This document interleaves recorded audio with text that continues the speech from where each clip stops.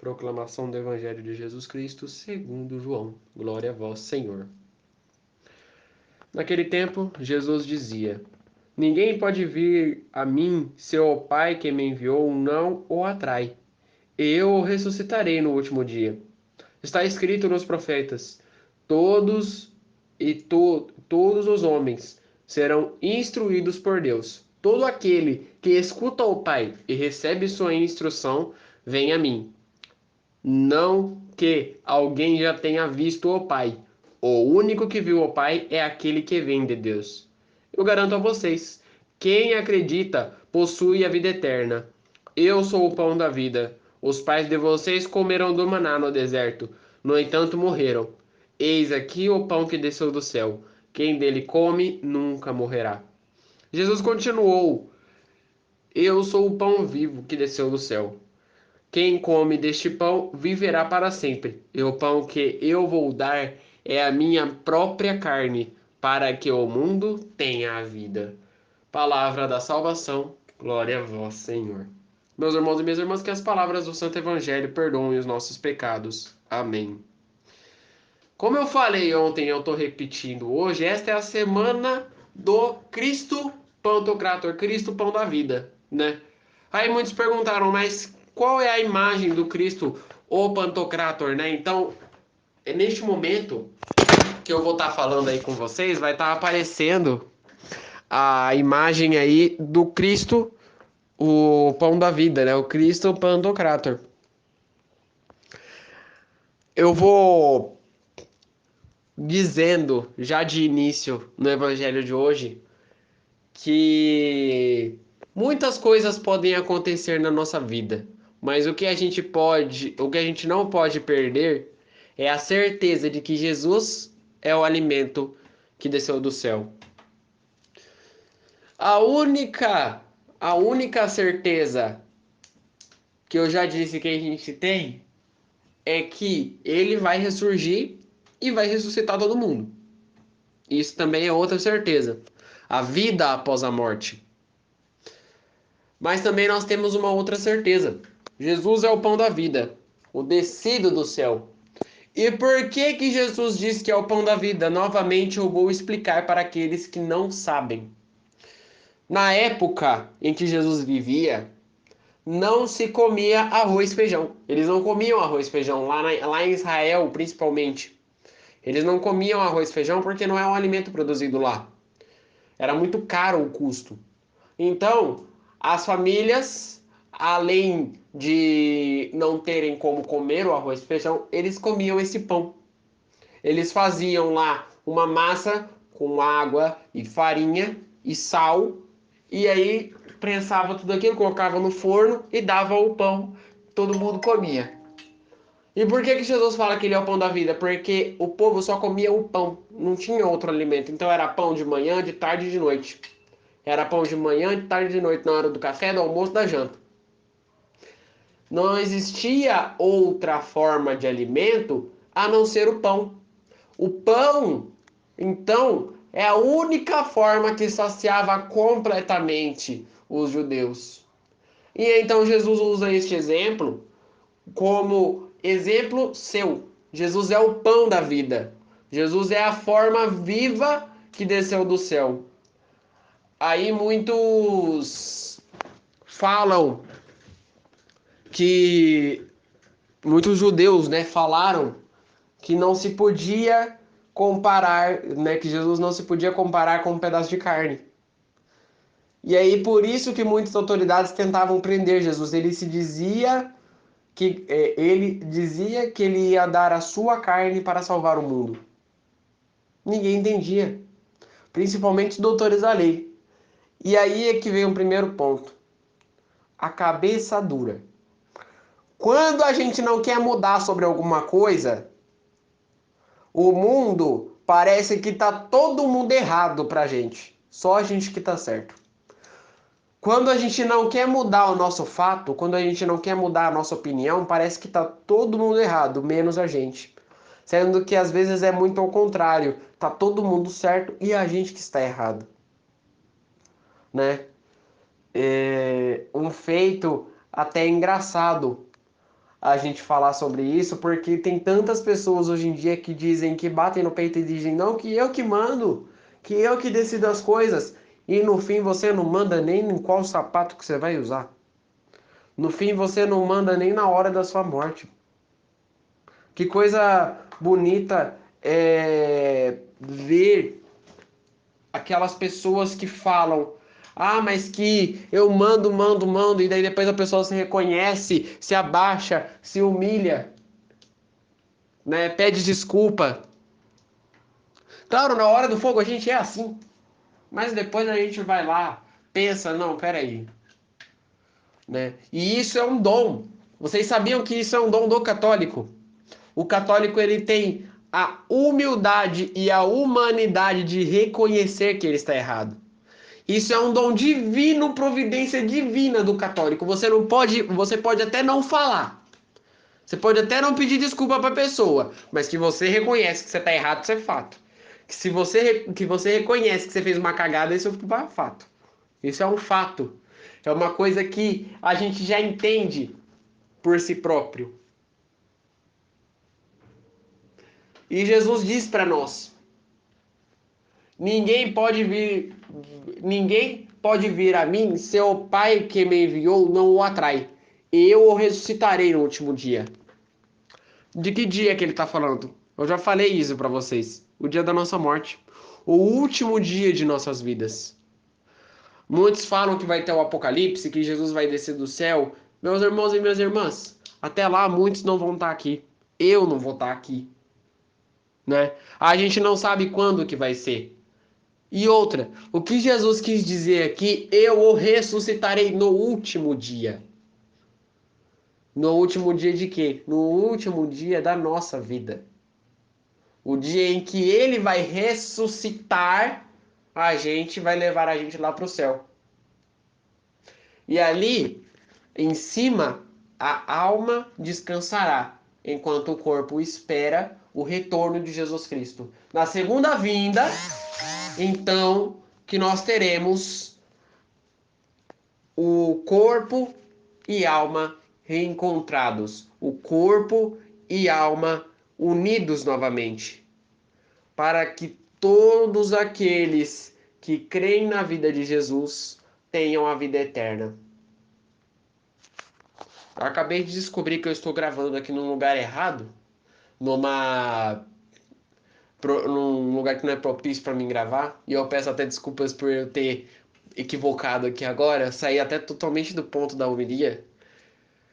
Mas vejam que coisa incrível e sensacional que é a palavra de Deus. Um experimento que eu tive ontem me vivenciou totalmente na vida. Ontem já começou desde segunda-feira, para falar a verdade para vocês, e eu não tinha sacado muito bem. A gente estava passando por vários tormentos, né? Não é de hoje, faz há muito tempo, já faz muito tempo. E eu rezando junto com a minha mãe, pedindo pela intercessão de Jesus Cristo, para que ele salvasse, né? Como eu postei ontem no canal, né? Uma prima minha estava com uma doença muito grave, né? Estava sofrendo de câncer. E eu rezando junto com a minha mãe para a gente poder salvar aquela prima minha. A gente estava rezando todos os dias e era Tríduo de São José eu rezava, era todos os dias aquele terço da misericórdia a gente rezava. Então era uma coisa, momentos de oração assim que a gente se reuniu. A gente se reuniu. Eu posso dizer que até eu fui transformado. Se todos tiveram alguma transformação por meio dessa doença, até eu fui transformado junto, porque uma coisa que eu não acompanhava e a partir de agora eu vou começar a acompanhar é o terço da misericórdia. Que coisa incrível, que coisa sensacional é aquele terço lindo e maravilhoso. E a gente pedindo a cura, a libertação, um milagre, que Deus agisse no meio da vida daquela pessoa. E ontem a gente recebeu a notícia triste, né? E vejam que coisa bonita. Eu indo no enterro, né, daquela alma, cheguei lá no velório. O velório foi dentro de uma igreja. Cheguei lá no velório e a gente se depara com a imagem de São Miguel Arcanjo, né? O exército de São Miguel reza todos os dias o terço de misericórdia. Aí as imagens que tinham bem na frente da comunidade, a imagem de São José e a imagem de Nossa Senhora. Todos os dias nós rezávamos aqui, sempre às 18 horas, o terço, né, pedindo por todos aqueles que sofriam alguma enfermidade, pedindo pelas intenções do Santo Padre. E o terço, em especial, veio por pedido de Nossa Senhora de Fátima. E aí a gente vai ligando um ponto no outro. Eu fui no tríduo de São José, pedindo pela alma da minha prima, pedindo pela cura da minha prima. Nós fomos, rezamos o terço todos os dias, pedindo a Nossa Senhora de Fátima, que curasse a minha prima. E aí uma última coisa que me chamou muita atenção. Eu fui no salão tomar uma água, né? E lá, bem no canto, tinha a imagem de Jesus jorrando água e sangue, ou seja, o Jesus de misericórdia. O Jesus da misericórdia. E aí eu lembrei de todas as devoções que a gente teve rezando por ela. Tudo aquilo se tornou real. Tudo aquilo se tornou real. Aquilo voltou. É como se fosse um agradecimento por todas aquelas uniões e aquelas orações que a gente rezou junto. Ontem também nós tivemos uma surpresa muito grande, porque nenhuma das vezes, né, muitas das vezes, no missal, o padre ele troca a liturgia no dia da missa de corpo presente, porque nem sempre a liturgia bate. Pois ontem a liturgia bateu. Vocês lembram o que dizia na liturgia de ontem? E Jesus disse: Eu sou o pão da vida. Quem vem a mim não terá mais fome, e quem acredita nunca mais terá sede. Eu já disse a vocês que vieram e não que vocês vieram e não acreditaram. Todos aqueles que o Pai me virão, que o Pai me dá, virão a mim, e eu nunca rejeitarei aquele que vem a mim. Pois eu desci do céu não para fazer a vontade daquele que me enviou, e é para que eu não perca nenhum daqueles. Eu desci do céu para fazer a vontade daquele que me enviou, e é esta, que eu não perca nenhum daqueles que me foi confiado. Jesus disse ontem que ele ia ressuscitar no último dia aquele que ele quisesse. Ele disse também hoje a mesma coisa que ele disse ontem.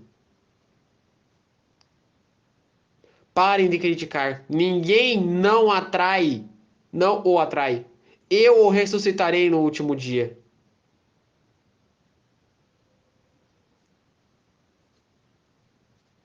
Ninguém pode vir a mim se o Pai que me enviou não o atrai.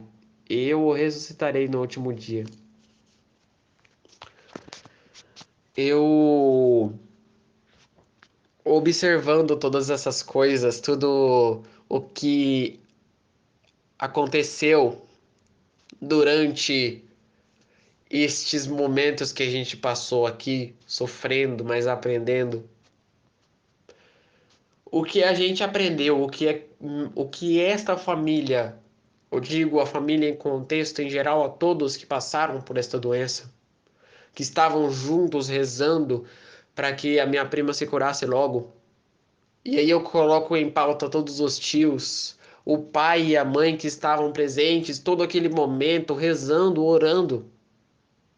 Coloco a minha avó, coloco a todos os que estavam presentes. E eu digo, finalizando aqui o nosso momento, eu finalizo dizendo que Jesus ele pôs a mão sobre todos nós. Ele realizou um milagre não para aquela pessoa. Ele realizou um milagre por aquela pessoa. Por meio da minha prima, todos nós passamos a rezar por ela. Uma coisa bonita que eu vi ontem, toda a família reunida assistindo uma missa. Toda a família reunida.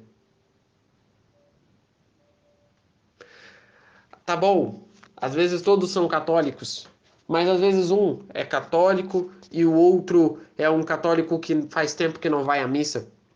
Às vezes um é um católico que vai à missa, mas como eu falei a última vez, vai à missa por ver, não por participar de observando a partilha do pão. O dia de ontem foi simplesmente espetacular para todos nós. Um dia que vai ficar marcado principalmente na vida de todos os que estavam convivendo com ela de frente. Porque eu digo e continuo, foi ela que fez o milagre na nossa vida. Foi ela que transformou a nossa vida. Uns podem falar que não foi, isso eu digo da minha família, mas todos nós tivemos uma parte da nossa vida, um pedacinho da nossa vida transformado por meio dela. Pulando para um segundo ponto, né? Retornando para o nosso evangelho, Jesus diz aqui: parem de criticar. Ninguém pode vir a mim se o Pai que me enviou não o atrai, e eu ressuscitarei no último dia. Parem de criticar. Jesus nos ensina isso. Eu vou repetir mais uma vez para que todo mundo grave. Parem de criticar. Gente, quando a gente critica algo, quando a gente fala mal, quando a gente blasfêmia, a gente não vai para frente, a gente muito pelo contrário, a gente vai para trás. Uma coisa que a minha tia me ensinou ontem, quando a gente reclama, quanto mais a gente fala do encardido, mais o encardido entra na nossa vida. Quanto mais a gente fala do encardido não é só falar o nome dele, não. Não é só falar aquele nomezinho lá, não. É falar aquelas palavras inadequadas. Porque palavrão já vem do encardido logo de começo. Ele que criou. Ele que criou. E quanto mais a gente fala, mais a gente está louvando e agradecendo ele. Vocês querem louvar e agradecer o encardido? Isso aí quem me ensinou foi Padre Del. Quanto mais a gente fala mal do encardido, mais é como se a gente estivesse louvando e agradecendo a ele. Porque se a gente não usa as palavras bonitas para agradecer a Deus, eu te louvo e bendigo, ó Pai, porque tu mostrastes, revelastes os mistérios dessa vida às crianças. Se a gente não usa as palavras, se a gente usa as palavras bonitas para louvar e agradecer a Deus, então, para poder louvar e agradecer o diabo, a gente também está usando as palavras mais feias e mais horríveis que a gente tem. Porque o encardido gosta de coisa ruim. Ele não gosta de coisa boa. Que a palavra de Deus nos ajude a refletir bem os mistérios do Cristo ressuscitado.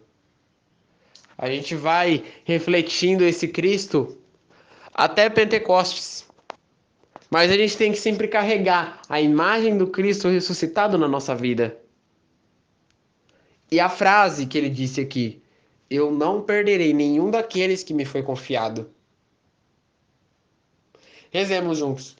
Pai nosso que estais nos céus, santificado seja o vosso nome. Venha a nós o vosso reino, seja feita a vossa vontade, assim na terra como no céu. O pão nosso de cada dia nos dai hoje. Perdoai as nossas ofensas, assim como nós perdoamos a quem nos tem ofendido. E não nos deixeis cair em tentação, mas livrai-nos do mal. Amém. Que no dia de hoje fique na paz e na alegria de Deus.